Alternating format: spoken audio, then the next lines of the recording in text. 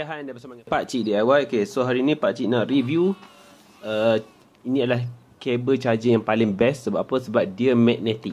Okay, so magnetic. Dan yang ni bukan beli online. Yang ni Pakcik beli kat Mr. DIY. Okay, saja nak test okay ke tidak kan, boleh guna ke tidak, berapa jangka lama, berapa dia punya jangka lama dia nak full charging tu. Kita nak tahu yang tu paling penting. Mungkin ambil masa 2 jam ke 3 jam ke. Yang tu Pakcik nak test lah. Berapa lama dia ambil masa untuk charging tu. Jadi so yang ni dia ada untuk semua jenis phone lah, termasuk iPhone, USB-C ataupun yang jenis micro USB ni. Okay, so yang ni Pakcik beli untuk micro USB lah. Yang iPhone pun ada. So jangan risau. Okay, so boleh tengok brand ni lah. Okay, sebab apa Pakcik beli ni? Sebabnya yang ni Pakcik test okay, boleh guna. Dan dia punya charging pun sangat-sangat bagus.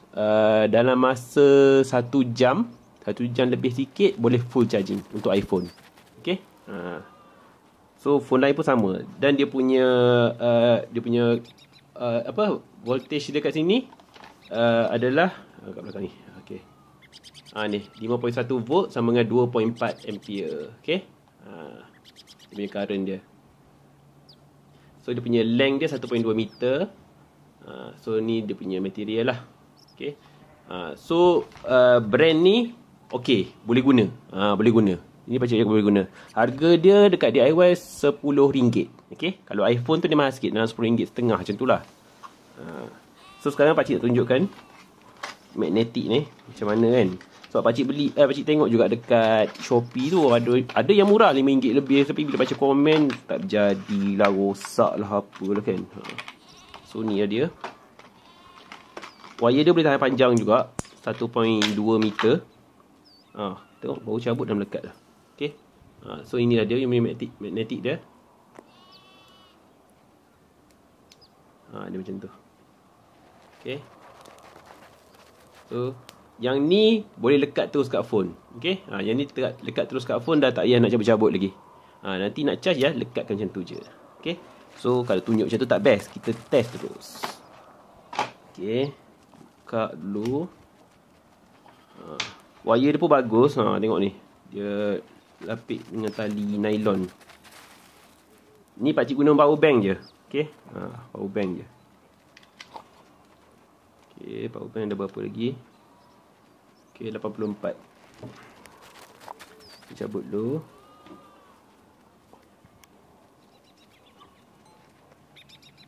Okay, so bila lekat kat phone dia macam itulah. Okay, dia macam ni je. Tak adalah makan space sangat kan. So kita tengok dia punya charging dia. Okay, dia dah masuk. Okay, dah keluar tu charging. Tengok, dekat macam tu je. Okay, charging. So sangat mudah. Dah siap charging, tarik je, dia automatic padam nanti. Okay, so charging, lekatkan je, terus charging.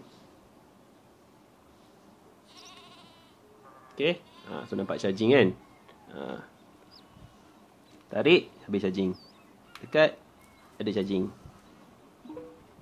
Okay, so baguslah, mudah nak guna. Okay, so kalau siapa nak beli memang boleh beli sangat lah. Memang sangat-sangat boleh beli. Dia tertarik macam ni, dia dah terputus. So macam tu lah. So untuk yang nak cepat charging memang boleh pakai lah. Okay, boleh pakai. Cumanya keburukan dia, let's say duduk dalam beg, kita nak charge, memang dia tercabut lah cerita dia. Sebab apa? Sebab dia magnetic kan. Dia boleh jadi macam ni, boleh jadi macam ni. So kalau nak charge dalam beg tu, make sure dia straight lah. Okay, kalau nak tinggal dalam beg kan. Tapi kalau let's say macam tinggal kat rumah kan, kat rumah nak charging biasa-biasa, boleh. Okay, so guna power bank pun boleh. Guna plug lagi dah boleh kan. Plug macam ni lagi dah boleh. Okay, so kalau anda nak beli, boleh belilah yang ni, jenama ni, WB ni. Okay, boleh pilih lah jenis phone anda yang anda guna. Okay, So itu saja untuk review kali ni. Bye.